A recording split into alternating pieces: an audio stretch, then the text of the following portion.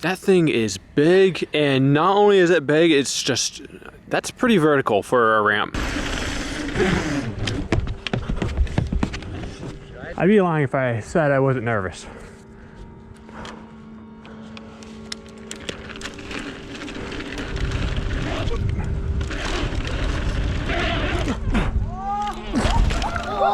Oh my gosh, Phil. How are you alive right now? I just got worried that my friend in Spartanburg is building a really cool slopestyle course. I don't know what to expect, but I've seen photos. That's a 9-foot kicker. All right, let's go.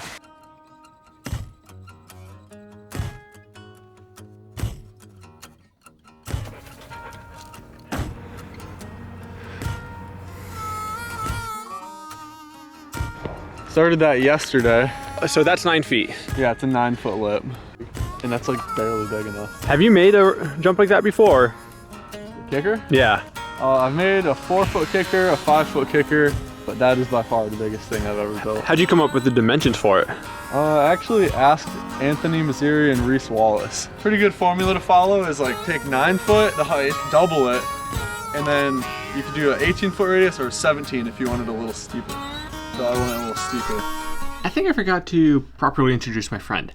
That's David Lieb. He's a professional slopestyle rider and an absolute wizard on a bike.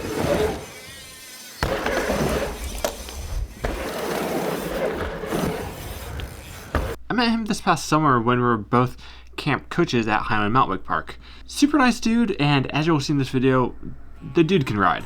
That back there is what this property used to look like.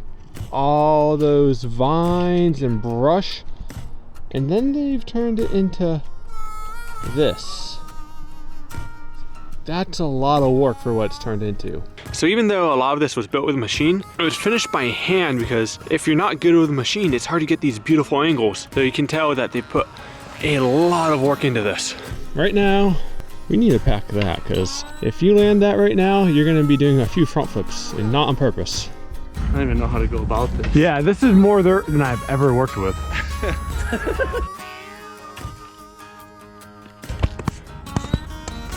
Who's strong enough to bend this?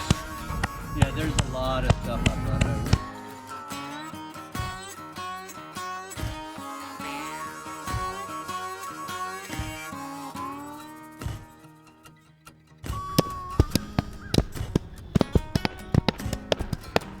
Oh! And on that note, it was finally time to put some tracks in the dirt. All right, so David said he's gonna hit this first go. We'll hold him to it.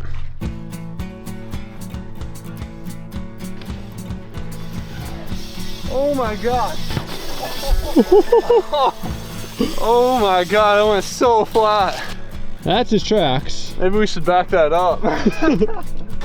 After watching how big he went, a little bit nervous. That's one of the biggest jumps I've might hit if I do hit it. It's not that I haven't hit jumps this big before, it's that I don't hit jumps this big and this steep very often. And as a result, I was a little bit out of my element.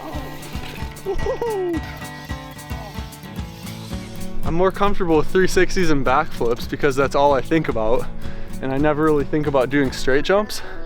So I kind of forget how to do them sometimes. It sounds insane, but I have to be really comfortable, I guess, on a jump to straight jump it good. But threes and flips work, so I can't really complain too much.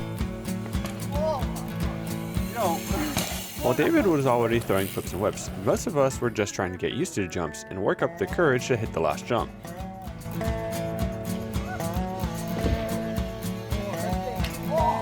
All right, so Ben, what are we running here? Polygon Trid ZZ slope bike.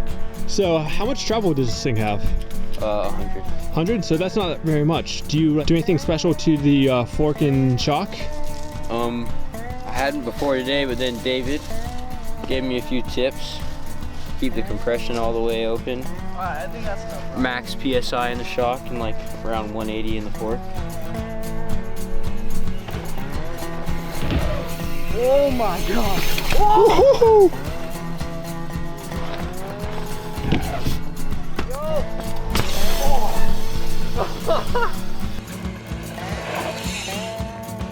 Shaky cam.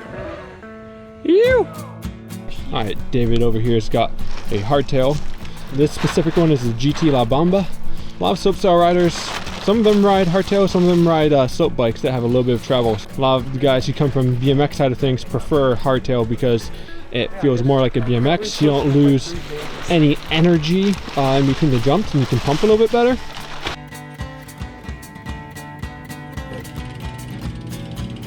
Go. Get it.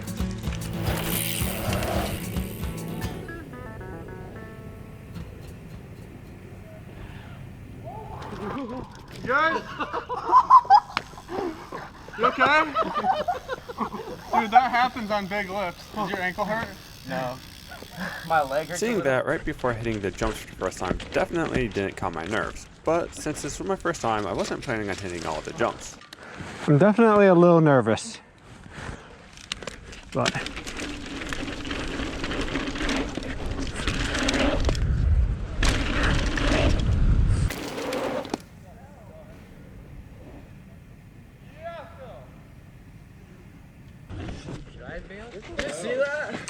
yeah, that was gnarly.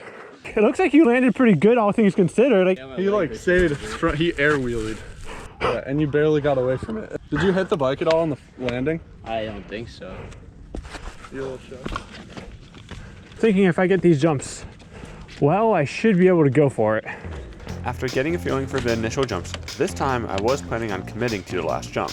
I'd be lying if I said I wasn't nervous. I've gotten soft over the years.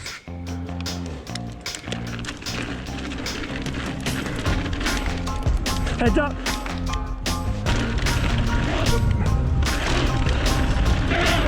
Woohoo!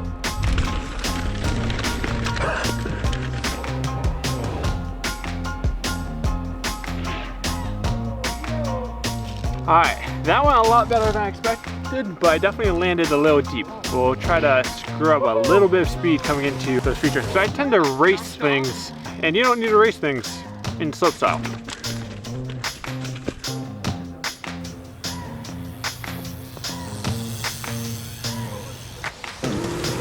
Alright, get it. You following? Can. Yeah, let's do it. Okay. Get it.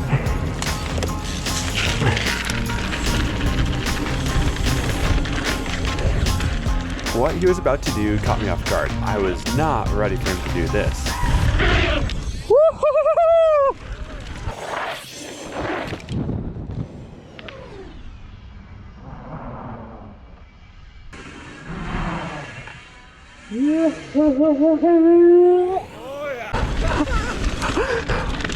That was... I tried to go as high as I could. I thought I was gonna run into you as you were like coming down on me.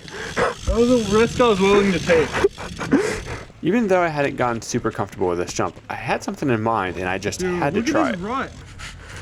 Look how squishy that is. Perfect conditions to hit it. This dirt's so squishy. Is anyone packing the landing? Are we good?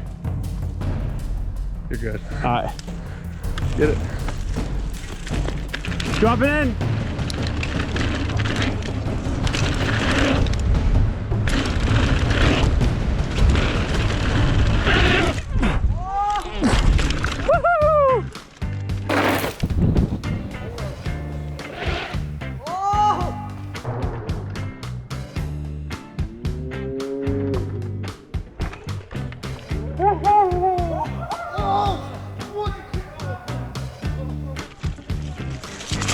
I thought you were gonna land off of the landing and die. Did I go sideways? Yeah, well, when you came down, you like... Alright, so I landed like way cocked, and then...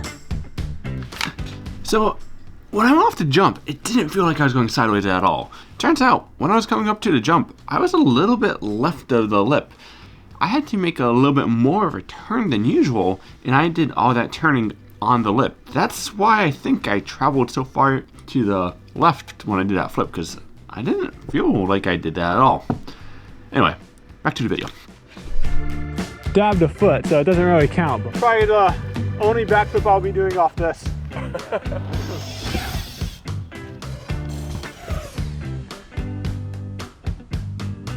That's how you're supposed to do it.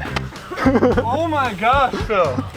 How are you alive right now? I don't know. I'm so happy you're alive. Alright, dude. All right, let's get it. Alright, hopefully he doesn't scare the shit out of me again.